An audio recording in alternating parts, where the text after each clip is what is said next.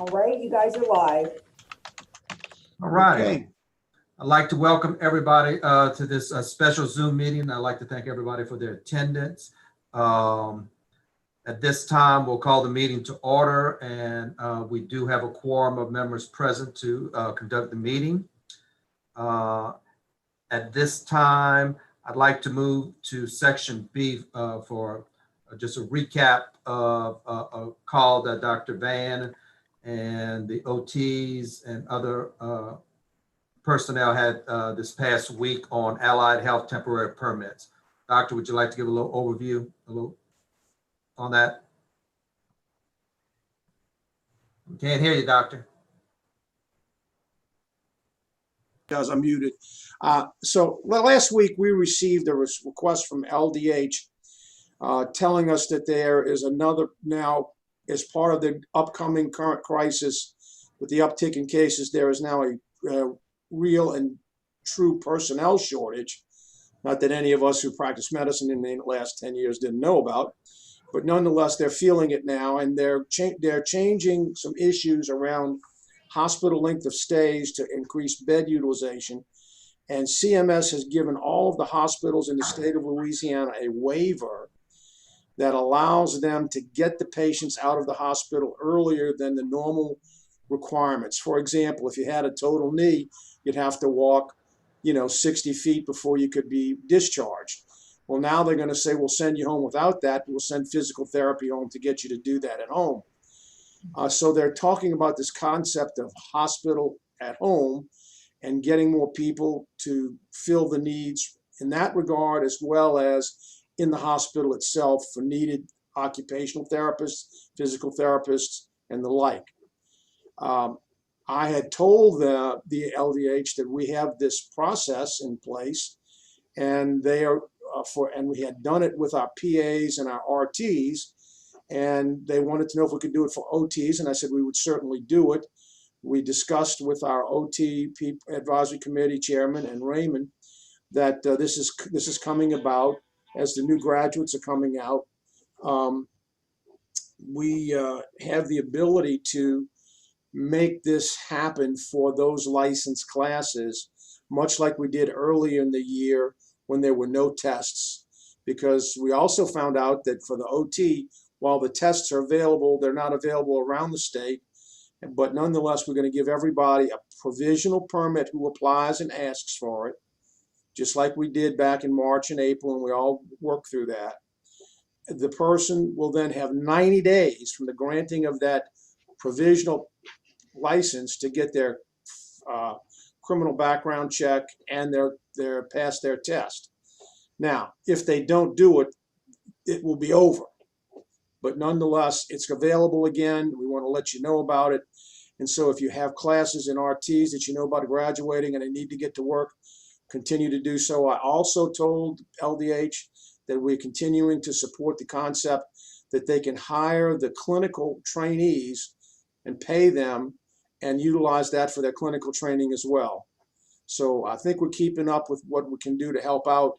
If y'all have any concerns, please voice them now. Otherwise, we'll move on to the next item on your agenda. Just have one question, Dr. Collada. In regards to the 90-day permit, and this is, I don't know anything about OT and their license, but for respiratory therapy, that 90-day permit I get will expire. But prior to doing this, the students were given a 6-month temporary if they had a test date.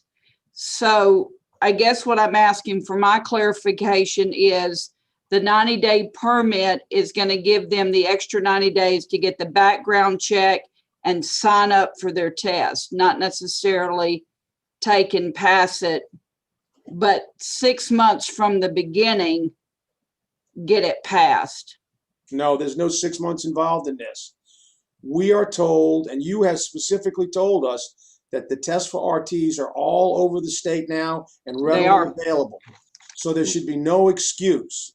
This is just going to get them to work and let them take the test and get their criminal background checks. They still have to provide us the information, but it's only going to give them 90 days to do it. Okay, but that's my point, Dr. Collada.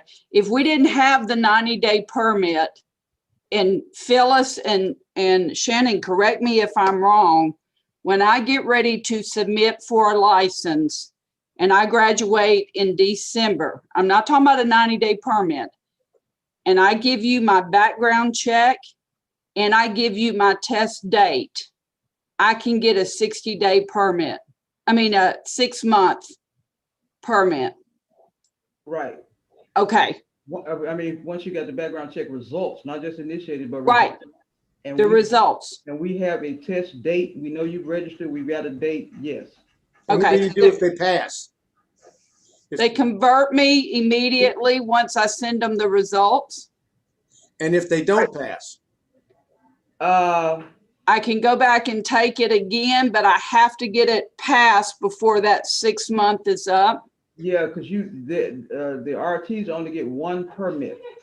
Yeah. OTs can get two, but RTs just But one. in other words, this is only designed to short circuit the need for the criminal background check, get them to work, and we can yank it if they don't do it. And we're saying you can only have 90 days to do this. Okay, and I get that. They only have 90 days to do that, but I guess what I'm saying is if somebody was in day 60, they've got their exam date, they took it, they failed it, their criminal background check is there, do they convert to that 6 months that they would have gotten if we did not have the 90-day permit?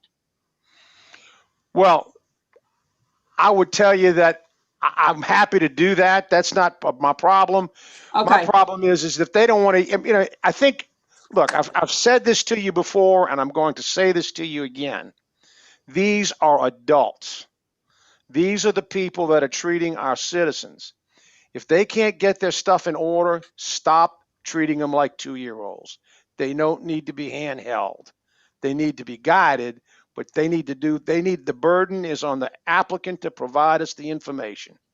I mean, I think, Deanna, you are the kindest, sweetest. No. I'm asking this question only because I don't have anybody graduating. I ain't worried about mine. But when the person, I'm just telling you. So you're saying about transitioning from this 90-day permit to the 6-month permit. Right, because. It's allowable. Right. Yeah, and Phyllis sees that. But what I'm saying is the statement you just made and what is written here is there would be no permits after 90 days. And what I'm telling you is to practice, there is a 6 month past the test time. I'm not saying register for it. They got 90 days to get that done or they're out of there. I get it. That's fine. But when the person, I just wanted to clarify that one statement. Let me ask you this. Do you really want to keep that in the future? The 6 month temporary? Yeah. All right, this is what I'm going to tell you. Shreveport, well, in a crisis, will hire you. Prior to COVID, if you didn't have your CRT or RRT for the majority of our hospitals, they ain't hiring you. They are not hiring you until you have it in hand. They don't look at temporary permits up here. Right now, they will. So I could care less because my students know if you don't get it done, you don't get a job. Well, you know what? When the COVID is over, we'll talk about taking that out the rules, but let's make a move on to your other agendas that we got to address. So. And what was the conclusion that there is no 6 months after this 90 days? No. There'll be 6 months after the 90 days until we take it out of the rule. Gotcha. All right. Any further discussion on the temporary permits of the 6 months? All right. Jacinda, is there any public comment? I have none on my public comment. I don't have any either. Okay. I'd like for someone to entertain a motion for us to go into executive session to discuss case number 2020-845.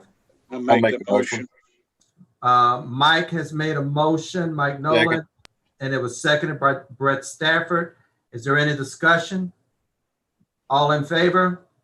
Aye. Aye. Anybody opposed?